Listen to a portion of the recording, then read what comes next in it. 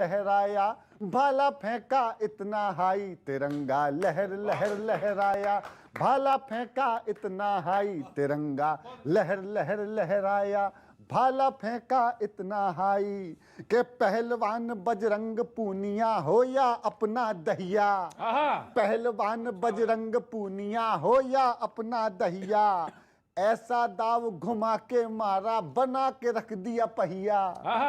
ऐसा घुमाया जैसे पहिया घूमता है कि ऐसा दाव घुमा के मारा बना के रख दे पहिया।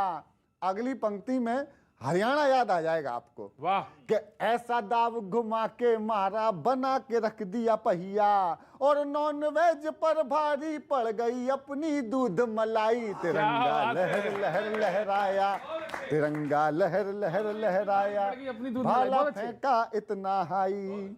और सुनिएगा कि ध्यानचंद की हॉकी में जड़ डाले हीरे मोती, ध्यानचंद की हॉकी में जड़ डाले हीरे मोती, विश्व मंच पर धाक जमाई देकर कड़ी चुनौती, और मिल्खा सिंह दे रहे स्वर्ग से बारंबार बधाई, मिल्खा सिंह दे रहे स्वर्ग से बारंबार बधाई, तिरंगा लहर लहर लहराया, भाला फेंका इतना हाई, तिरंगा लहर लहर लहराया, के पगडंडी से कदम पोडियम तक अब चढ़ा रही हैं। गांव से जो बात सर आपने कही, जो बात आप कस्बा आ रहा है, पगडंडी से कदम पोडियम पर अब चढ़ा रही हैं, भारत की बेटियां मान भारत का बढ़ा रही हैं। क्या बात है। पगडंडी से कदम पोडियम पर अब चढ़ा रही हैं, भारत की बेटियां मान भारत का बढ़ा रही हैं, लवलीना पीवी सिंधु हो या फिर मीराबाई, तिरंगा लहर लहर लहराया, भाला फेंका इतना हाई, तिरंगा लहर। और अंत करता हूं जी, हम जितने मेडल जीते उतने मेडल और जीत जाते, बहुत शॉर्ट मार्जिन से कहीं ना कहीं हम चूके जी, लेकिन उसके लिए भी एक पंक्ति की कविता सुनिएगा। क्या बात है भला, कि चूक गए जो लेश मात्र से, चूके चुक मत जाना, चूक गए जो लेश मात्र से, चूक गए जो लेश मात्र से, चूके चुक मत जाना, 24 में पेरिस जाना फिर मेडल जीत के लाना, चूक गए जो लेश मात्र से, चूके चुक मत जाना, 24 में पेरिस जाना फिर मेडल जीत के लाना, और जब तक पदक न जीतो, जब तक पदक न जीतो तब तक करते रहना ट्राई, तिरंगा लहर लहर लहराया, तिरंगा लहर लहर, ओ भाला फेंका इतना हाई। हम मनाते हैं भारतवर्ष का इंडिपेंडेंस डे और रिपब्लिक डे, और आजकल कारगिल दिवस भी मनाते हैं। मैं चाहता हूं कि वो जो स्पिरिट है आज के दिन, वो हर समय में भारत में होनी चाहिए। क्या बात है। ये नहीं कि दिन में मना लिया, कि आज मना लिया और उसके बाद में बैक टू नॉर्मल, नहीं, वो स्पिरिट हमेशा हमको मना के रखनी चाहिए। मैं अपने बेटे के अल्फाज आपको सबको बता देता हूं। उन्होंने कहा था अपनी चिट्ठी में, जो हमें आखिरी चिट्ठी उनकी आई, उसका जो दूसरा पैराग्राफ था, उसमें उन्होंने लिखा था भारत के प्रति, जो आदमी को यकीन था कि वो जिंदा नहीं आएगा, उसने लिखा था कि मुझे कोई गम नहीं है, किसी किस्म का गम नहीं है कि मैं अपनी जिंदगी खो बैठूंगा, बल्कि अगर परमात्मा ने मुझे अगले जन्म में इंसान बनाया तो भी मैं भारतीय सेना ज्वाइन करूंगा और उसके लिए लड़ूंगा। सर 75 साल बेमिसाल, वाह।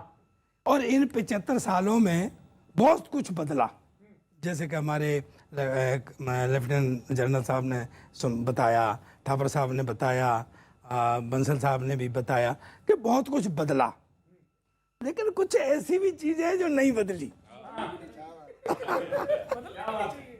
मैं बताता हूँ आपको, आनंद लेना। 12 घंटे पहले होती थी ट्रेन लेट,